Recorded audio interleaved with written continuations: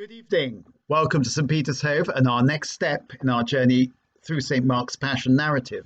We're in chapter 14. We've just got to the bit where Judas comes in, kisses Jesus, they seize Jesus, and one of Jesus's followers cuts off the ear of the high priest's servant. Then Jesus spoke. "Am I a bandit?" he asks. "That you had to set out to capture me with swords and clubs?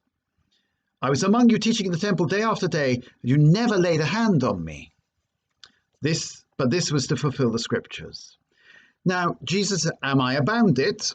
The word bandit is not really a word we use much these days. It's used in certain cultures rather a lot. Am I an outlaw? Robin Hood was a bandit. It's a very strange word. Am I a violent evildoer who lives outside the law? In other words, Jesus is saying, he's protesting his innocence. Against who? Well, against the people who come to arrest him. But I think this passage here is Jesus protesting his innocence to the reader of the gospel.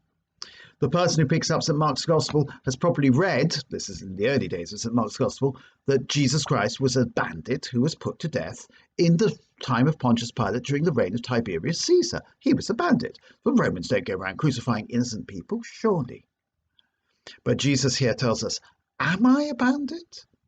Asking the reader to decide and telling the reader that this was a historical miscarriage of justice and that they put an innocent man to death. And later on, this theme will come up in St. Mark's Gospel. Jesus is innocent. And that the Roman calumny against the founder of the Christian faith, that he was a bandit who was put to death and deserved to be put to death, is in fact just that, a calumny. Now we get to something rather odd comes immediately next. And they all deserted him and ran away. Well, that's not odd. Actually, that is really tragic. That happens all the time. They all deserted him and ran away. He looked for support from his friends, and his friends didn't give it. The Son of God was left alone and abandoned when he most needed human company. Well, so many people have abandoned our blessed Lord and run away from him, not just on this first night of his passion, but for every night since then, for the last 2,000 years. Lots of people have abandoned the Catholic faith, abandoned adherence to God, gone off to do other things because difficulty came in their way. And in fact, Jesus, of course, foretold this, did he not? He said, the sower went out to sow. Some of the seed fell in rich soil, and it grew up, and it bore fruit 100-fold, 60-fold, etc. Some fell on the path, and the birds came and took it. Others fell on shallow soil, and of course it sprang up immediately. And then what happened was the sun and so on, and it had no root. It withered.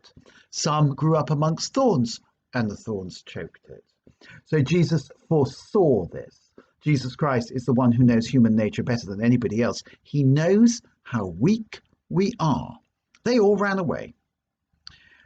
We mustn't forget this. They all ran away. It was said, isn't it, by Cardinal Ottaviani when they were talking about collegiality at the Second Vatican Council. Cardinal Ottaviani said this was the only collegial action the apostles ever undertook. They all ran away together. Well, sad. That's a good joke, isn't it? But it's also rather tragic. They all ran away. But the good news is they later came back. And we know they came back because we're here reading the book. We're here because those men came back because they later bore witness to Christ with their lives, and that survived. And that is where the book comes from. So it's a bit like, the telling compression of these pages, as Jane Austen mentions. You're near the end of the book. By reading this book, by reading St. Mark's Gospel, by knowing it's such a famous book, they ran away, but that's not how it ended. We too often sin, we often run away, we often give up, but that's not how it ends.